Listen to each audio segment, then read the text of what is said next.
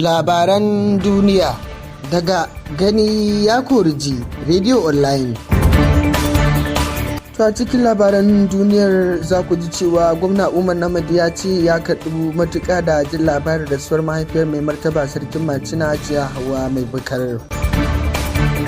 Jam'iyyar PDP ta bayyana cewa tana shirin tuntuɓar tsohon gwamnan Kano Sanata Rabi'u Musa Kwankwaso domin ya dawo cikin jam'iyyar don haɗa kai wajen yakar jam'iyyar APC a babban zaben 2027. Kamfanin mai na Najeriya NNPCL ya sanar da cewa matatar mai ta Wari mai karfin tace ganga 125 a kullum ta dawo aiki bayan kammala gyare-gyare. Wasu barayin wutar sola sun bakunci lashira yayin da suke tsaka da aiwatar da mummunar ɗabi'ar tasu ta sata. Kanin labaran kuka rigaya kuka ji sai ku gyara zama domin jin cikakken sa tare da ni Ibrahim Adamu Dutse. Gwamna Umar Namadi na jihar Jigawa ya ce ya kaɗu matuƙa da jin labarin rasuwar mahaifiyar mai martaba sarkin Macina Hajiya Hauwa mai bukar. Gwamnan ya bayyana hakan ne a lokacin da ya jagoranci tawagar gwamnati zuwa Macina domin yi wa mai martaba sarki ta'aziyya a fadarsa da ke Macina. Gwamnan ya yi addu'ar Allah ya ji kanta ya kuma baiwa iyalai da 'yan uwa haƙurin jure babban rashin. A jawabin sa mai martaba sarki Alhaji Bashir Albashir Macinama ya gode wa gwamna da kuma al'ummar jihar Jigawa bisa wannan zumunci. Tawagar gwamnatin jiha ta kunshi kwamishinonin yada labarai da kasafin kuɗi da ciniki da masana'antu da mataimaki na musamman da shugabannin ƙananan hukumomi da kuma sauran jami'an gwamnati. Marigayiya Hajiya Hauwa mai bukar ta rasu tana da shekaru 105 kuma ta bar 'ya'ya da jikoki da 'yan uwa da dama. Daga cikin 'ya'yanta akwai mai martaba sarkin Macina.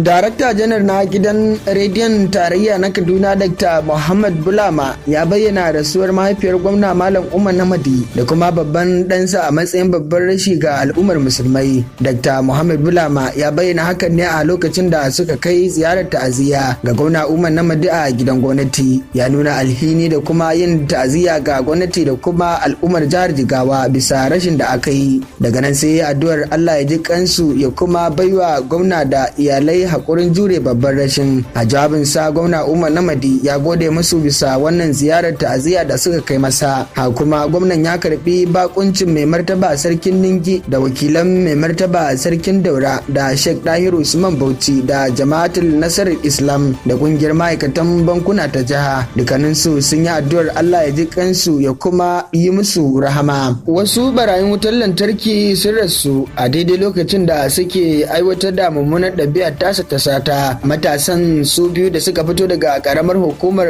Sagbama ta jihar Bayelsa sun game da ajalinsu ne yayin da suke yunkurin sace fitilun kan titi masu amfani da hasken rana, kamar yadda majiyar mu ta rawaito, inda ta ce an gano gawarwakin mutanen ne a safiyar ranar Litinin, inda wani shaidun gani da ido ya bayyana cewa waɗanda ake zargin sun game da ajalinsu ne bayan cire fitilu 4 a lokacin da suke kokarin cire ta 5 din. Ya ce kasancewar akwai wutar lantarki a lokacin sai ta ja su, inda ɗaya daga cikinsu ya babbake tare da mutuwa nan take, ɗayan kuma ya ƙone kurmus har ba a iya gane shi, duba da yadda satar fitilun kan titi ya ƙi cinyewa a yankin. Mazauna garin sun bayyana fatan watakila abin da ya faru zai zama izina ga sauran mutane masu aikata makamancin haka domin su daina. Kamfanin mai na Najeriya NNPCL ya sanar da cewa matatar mai ta Wari mai karfin tace ganga 125 a kullum ta dawo aiki bayan kammala gyare-gyare. Shugaban kamfanin NNPC Malam Mele Kyari shine ya tabbatar da hakan yayin wata ziyarar gani da ido da ya kai tare da tawagarsa a ranar Litinin. Ya ce duk da cewa ba a kai ga dawo da matatar aiki 100% ba, amma an kusa cimma wannan matsaya. yayin da ya ce an gina matatar ta wari tun a shekara ta 1978. NNPCL ita ce ke kula da ita. Matatar na da muhimmanci sosai wajen samar da mai ga kudancin Najeriya da kuma kudu maso yamma. Ya kuma jaddada cewa matatar na cikin wani tsari na gyare-gyare da zai tabbatar da cikakken aikin nan gaba. Wannan mataki shine na ƙarshe wajen samar da mai a cikin gida don rage dogaro da shigo da mai daga ƙasar waje.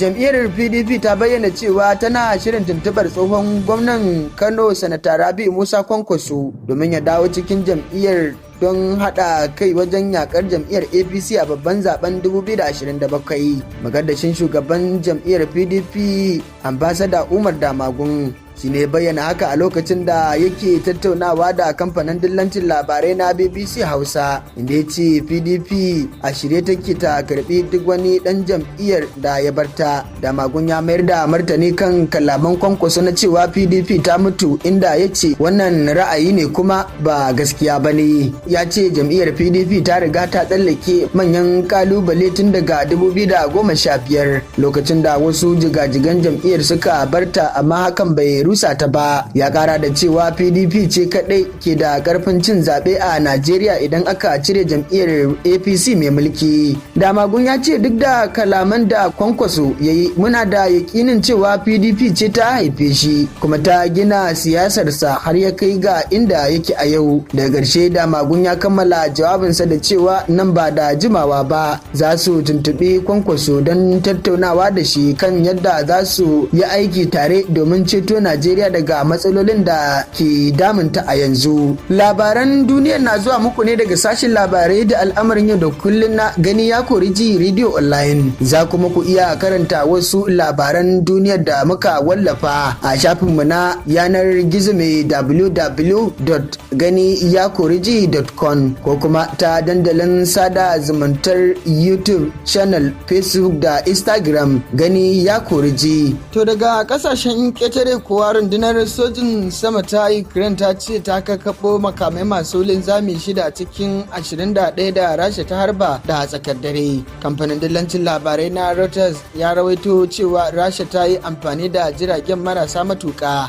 40 wajen kaiwa Ukraine hari, kamar yadda rundunar ta wallafa a shafinta na Telegram. Ta kara da cewa ta yi nasarar harbe 16 daga cikin jiragen, sai kuma 24 da suka kasa kaiwa inda aka aike su.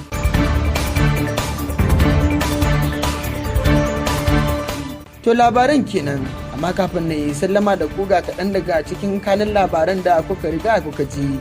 Tun da farko kun ji cewa gwamnan jihar Jigawa Malam Umar Namadi ya kaɗu matuƙa da jin labarin rasuwar mahaifiyar mai martaba sarkin Macina Hajiya Hauwa mai bukar. Darakta janar na gidan rediyon tarayya na Kaduna Muhammad Bulama ya bayyana rasuwar mahaifiyar gwamna Malam Umar Namadi da kuma babban ɗansa a matsayin babban rashi ga al'ummar musulmai. Shugaban ƙasa Bola Ahmad Tinubu ya amince da a kafa jami'ar tarayya a kudancin jihar Kaduna. A madadin sashin labarai da al'amuran yau da kullum na Gani ya kori ji Radio Online, sai kuma jami'in da ya tace labaran ya zo gare ku Muhammad Saddauna, ni da na gabatar Ibrahim Adamu Dutse ke cewa mu kwana lafiya.